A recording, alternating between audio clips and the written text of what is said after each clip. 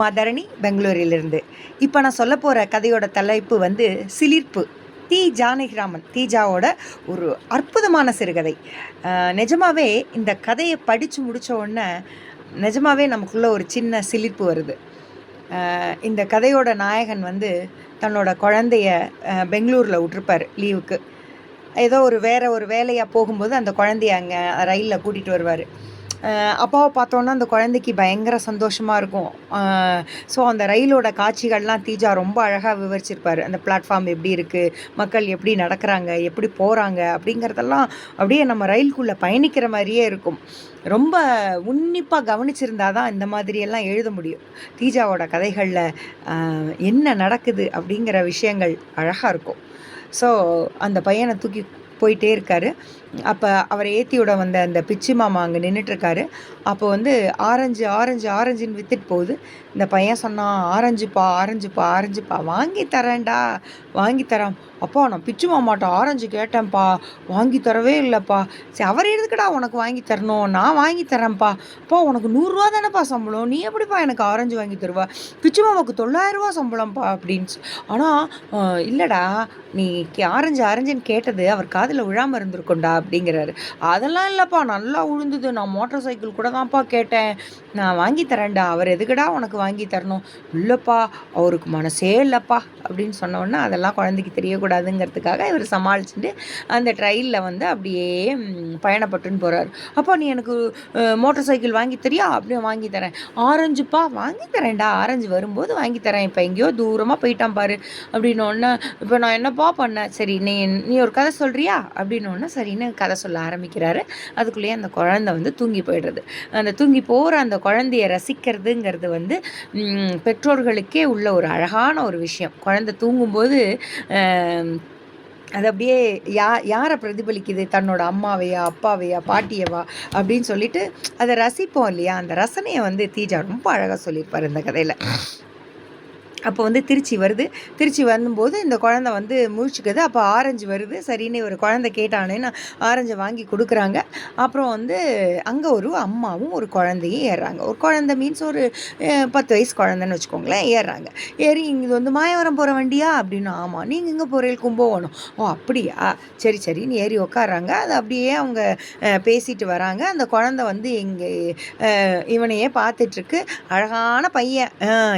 என்னடா ஆரஞ்சை கையிலேயே வச்சுட்டு இருக்க, உரிச்சிக்கலையா?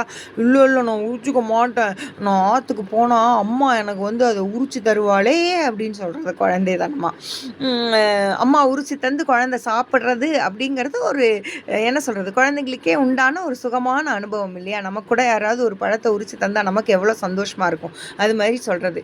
இவ கல்கத்தாக்கு போகிறா அப்படின்னு சொல்லி அந்த மாமி வந்து இந்த குழந்தைய பார்த்து சொல்கிறா. கல்கத்தாவா? அங்கே எதுக்கு போகிறா?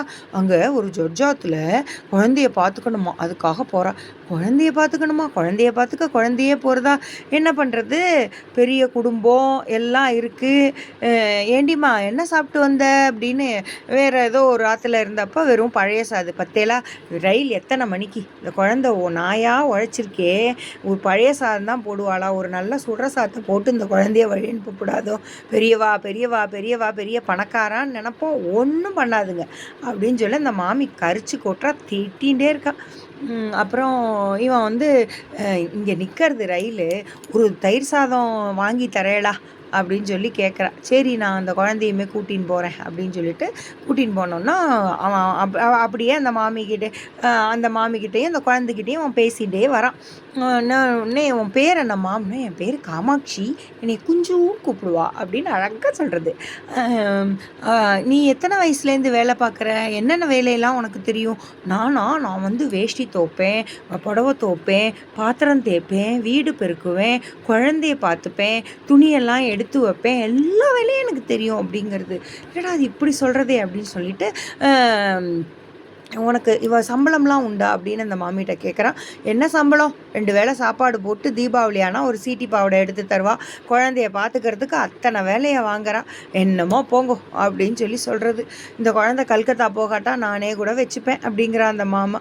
நீ எதுக்கு இப்போ கல்கத்தா போகிற? அங்கே ஒரு ஜட்ஜ் ஆகுமா, அவளுக்கு 3000 ரூபாய் சம்பளமா, அதனால் நல்லா பார்த்துப்பா, அவள் குழந்தைய பார்த்துக்கணுமா, அதுக்காக நான் போகிறேன். நீ எத்தனை வயசுலேருந்து குழந்தைய பார்த்துக்கிறேன்னா, நான் 7 வயசுலேருந்து பார்த்துக்கிறேன், எனக்கு 3 வருஷம் அதில் எக்ஸ்பீரியன்ஸ் இருக்குது அப்படிங்கிறது. உனக்கு அண்ணா அப்பாலாம் யாருமே இல்லையா அப்படின்னோடனே, இருக்காளே அண்ணா, அம்மா, அப்பா, அக்கா எல்லாரும் இருக்கா. ஒரு அக்காவுக்கு வந்து அவள் வந்து ஹஸ்பண்ட் இல்லைன்னு சொல்லிட்டு ஆற்றுக்கே வந்துட்டா. எல்லாரும் இருக்கா. ஆனால் மத்தியானம் சாப்பாட்டுக்கே அங்கே வழி இருக்காது. என்ன பண்ணுறது? நான் ஒரு ஆள் போனால் அவளுக்கு ஒரு ஆள் குறையுமோனோ, அதான் நான் வந்துட்டேன் அப்படின்னு அந்த சின்ன குழந்தை அவ்வளோ பொறுப்பாக பேசுறது இவனால் தாங்கிக்கவே முடியல. இவன் அந்த ரயில்வேல ஒரு சாதத்தை வாங்கி பையனுக்கு சாப்பிட்லான்னு போட்டால் அவனுக்கு புறையேடுறது. டே டே டே அப்படி சாப்பிடக்கூடாது, இரு இரு நான் உனக்கு வந்து பிசைஞ்சு ஊட்டுறேன், இது கட்டியாக இருக்குன்னு அதை எடுத்து அந்த குழந்தை அழகாக தன்னோட கையில் போட்டு கொஞ்சம் தண்ணி ஊற்றி பிசைஞ்சு ஊட்டிட்டு இன்னும் கொஞ்சம் தண்ணி குடி, அப்போ தான் ஜீரணம் ஆகும் அப்படின்லாம் சொல்கிறது. இந்த குழந்தை அவ்வளோ எக்ஸ்பீரியன்ஸாக பார்த்துட்டு இருந்தோன்னா, என்னம்மா இவ்வளோ சமத்தாக இருக்கே இந்த குழந்தை, ரொம்ப சமத்து. அவள் சாப்பாடு வேணும்னு கேட்க மாட்டா, கொடுத்தா தான் சாப்பிடுவா, எல்லாம் இருக்குது. என்ன பண்ண, என்னதான் எல்லா இடத்துலையும் இருந்தாலும் அம்மா ஆற்றுல இருக்கிற மாதிரி வருமா? வரவே வராது அப்படின்னோடனே அந்த குழந்தைய பற்றி அப்படி சொல்கிறான். சரி எவ்வளோ சின்ன குழந்தை, ஆனால் எவ்வளோ பொறுப்பாக நடந்துக்க வேண்டியிருக்கு அப்படின்னு உடனே சரின்னு இறங்குற இடம் வந்துடுது. இந்த பையன் வந்து கையில் அந்த ஆரஞ்சை வச்சுட்டே இருக்கான். வர்றதுக்கு முன்னாடி கேட்குறான், நீ படிக்கிறியா? நீ 5வது படிக்கணுமே, படிக்கிறியா? இல்லையே நான் படிக்கலையே, நான் வேலைக்கு போகிறேன். 5வது படிக்கலையா? ஏன்டா அப்படி கேட்குறேன்? இல்லைப்பா 6ஆம் கிளாஸில் நான் இப்போ 1வது படிக்கிறேன்னா, அவளுக்கு 10 வயசு ஆகுதுன்னா அவளுக்கு வந்து 6 வயசில் நான் 1வது படிக்கிறேன்னா அவள் வந்து 5ஆம் கிளாஸ் தானே படிக்கணும், 10 வயசு ஆயிடுச்சே அப்படின்னு. இல்லை நான் வேலைக்கு போகிறேன்னு சொன்னோன்னே, நீ சைக்கிள் ஓட்டுவியா அப்படின்னோன்னா, சைக்கிளா? இல்லையே எனக்கு தெரியாதே அப்படின்னா. சைக்கிள் ஓட்டினா தான் வேலைக்கு போவாங்க. அப்பா சைக்கிள் ஓட்டுறா வேலைக்கு போகிறா, பிச்சு மாமா சைக்கிள் ஓட்டுறா வேலைக்கு போகிறா, நீ சைக்கிளே ஓட்டல, நீ எப்படி வேலைக்கு போவ அப்படிங்கிறான் அவன். உடனே இப்படியே பேசிகிட்டே இருக்கும்போது ரயில்வே ஸ்டேஷன் வந்துடுது. ரயில்வே ஸ்டேஷன் வந்த உடனே இவங்க வந்து இறங்கிடுறாங்க. இவங்க இறங்க போகிறாங்க. அப்போ ஒரு ரூபாய் எடுத்து அந்த காமாட்சி கையில் கொடுக்குறா. நீங்கள் எதுக்கு கொடுக்குறே? பரவாயில்ல வச்சுக்கோங்கோ. இல்லை இல்லை பார்த்தேன்னா 2 அனாதை குழந்தைகள் தயிர் சாதம் அழகாக சாப்பிட்டுது.